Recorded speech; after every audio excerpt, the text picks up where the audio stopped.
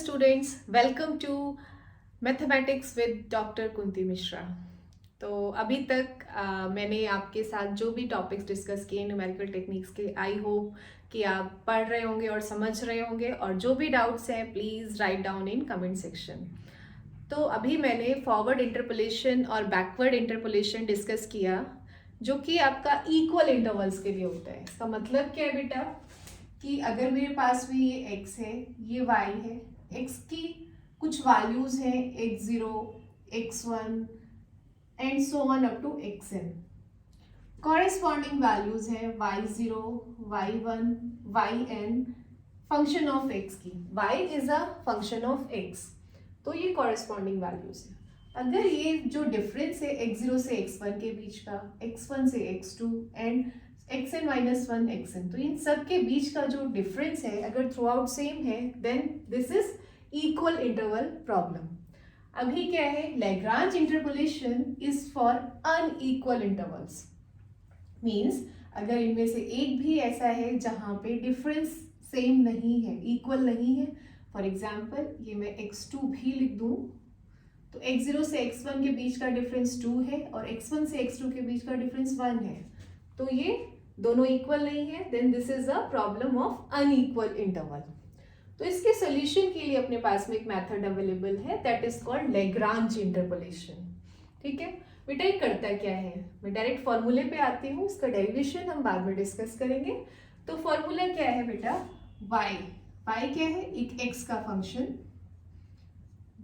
इसमें हमारी प्रॉब्लम क्या है कि इनके बीच में जिन पॉइंट्स पे y की वैल्यू दे रखी है x के लिए वो तो ठीक है, जिन पॉइंट्स पे नहीं दे रखी है उस पॉइंट पर y को फाइंड करना इज कॉल्ड इंटरपोलेशन। ठीक है, तो फॉर एग्जांपल वो पॉइंट अपना x है जिस पर हमें y की वैल्यू फाइंड करनी है, fx फाइंड करना है।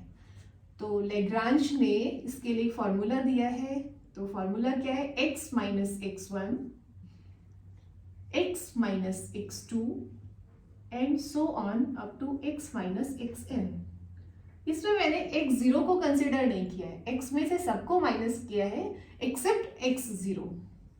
तो जिसको मैंने नहीं लिया है उसमें से अब मैं इन सबको माइनस करूंगी जिनको न्यूमरेटर में किया है, x0 माइनस x2। ये फॉर्मूला याद करने का टेक्निक है, x0 माइनस xn, और इसमें जो मल्टीप्लाई होगा वो होगा y0 से, y0 यानी कि y की फर्स्ट वाली, ठीक है, y0 प्लस सेकेंड टर्म जो आएगी अपनी, इसमें हमने x0 को छोड़ा था, अब हम x1 को हटा देंगे, तो x1 x minus x0, x minus x2 and so on up to x minus xn divided by, किससे डिवाइड होगा, अब मैंने x1 को यहाँ नहीं लिया है ना, तो x1 में से इन सारी टर्म्स को हम सब्ट्रैक्ट कर लेंगे, x2 and so on up to x1 minus xn, और इसमें मल्टीप्लाई किससे होगा, y1 से। ठीक है बेटा, तो ये हो गए अपने दो टर्म्स। ऐसे ही हम चलते जाएंगे, जितनी नंबर ऑफ वैल्यूज गिवन है उतनी ही नंबर ऑफ टर्म्स यहाँ पे आएंगी। तो लास्ट टर्म जो होगी उसमें हम xn को नहीं ले रहे हैं, तो x minus x0, x minus x1 and so on up to x minus xn से जस्ट पहले होगा xn माइनस 1, और क्योंकि हमने इसमें xn को नहीं लिया है तो xn में से इन सारी वैल्यूज को हम सब्ट्रैक्ट कर लेते हैं। This is the method of remembering this formula, xn minus xn minus 1 into last value of y। तो ये हो गया अपना लैग्रांज इंटरपोलेशन फॉर्मूला। ठीक है, तो इस पर बेस्ड एक न्यूमेरिकल कर लेते हैं। इसमें सारी टर्म्स आपको समझ में आनी चाहिए, x1 x2 xn, these are given terms. x जिस पॉइंट पर हमें फंक्शन की वैल्यू बतानी है, पूछी गई है।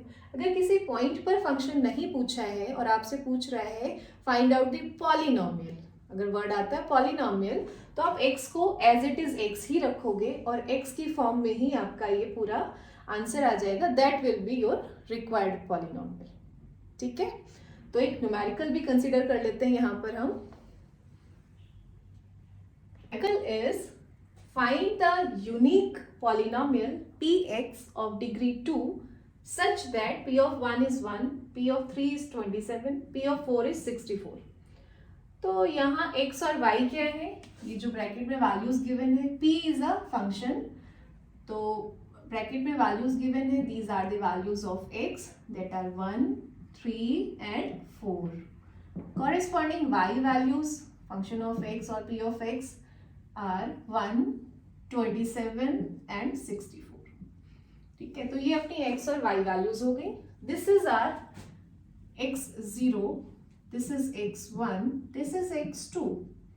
ये है अपना y0, y1 और y2. ठीक है, अब अपने पास में फॉर्मूला इसके लिए क्या बनता है, लेट्स सी. फॉर्मूला कहाँ से स्टार्ट होगा, we have to find polynomial. Polynomial means x को आप x ही रखिए. ठीक है, तो x माइनस x0 को मुझे छोड़ देना है, तो अपने पास दो टर्म बची, x minus 3 and x minus 4. और मैंने क्योंकि x0 को कंसिडर नहीं किया था, तो उसमें से मैं दोनों टर्म्स को माइनस कर लूंगी. ऐसे हमने फॉर्मूले को याद किया था. और मल्टीप्लाई क्या किससे होगा, y की फर्स्ट टर्म से, प्लस सेकेंड टर्म में हम सेकेंड x को छोड़ देते हैं, तो क्या बचेगा, x minus 1, x minus 4 divided by जिसको हमने छोड़ा है उसमें से दोनों को माइनस कर दो. ठीक है, इंटू y की second term that is 27, plus third term क्या बनेगी, x.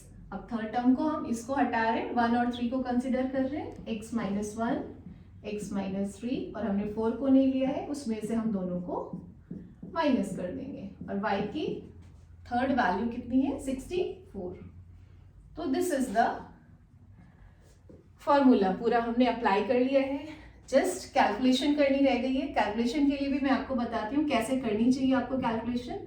पहले क्वाड्रेटिक को आप थोड़ा सा ओपन कर लो, तो x square minus 4 minus 3 minus 7x plus 12 divided by यहाँ से कितना आता है, माइनस 2 और ये माइनस 3, 6 प्लस यहाँ से क्या बनेगा, x square minus 5x plus 4 divided by 3 minus 1 2 into फिर माइनस 2 हो गया इंटू 27.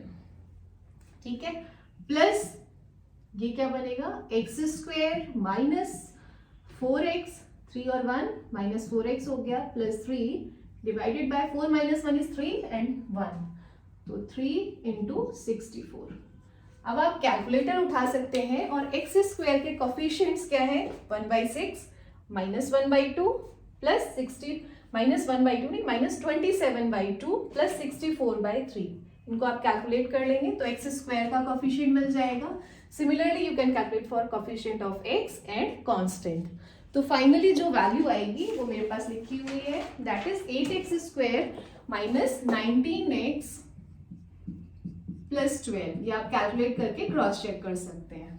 तो this will be your required polynomial. This is unique polynomial px for these values. ठीक है, तो दिस इज px. इसको हम px ही लिख लें क्योंकि क्वेश्चन px फॉर्म में था, तो दिस इज रिक्वायर्ड पॉलिनोमियल. ठीक है, तो ऐसे ही बाकी क्वेश्चंस आप कैलकुलेट कर सकते हैं. किसी पर्टिकुलर वैल्यू पे पूछा है तो वैल्यू आप यहाँ पे पुट कर दोगे x की जगह, तो वो उस पर्टिकुलर वैल्यू पे px की या फंक्शन की वैल्यू आ जाएगी.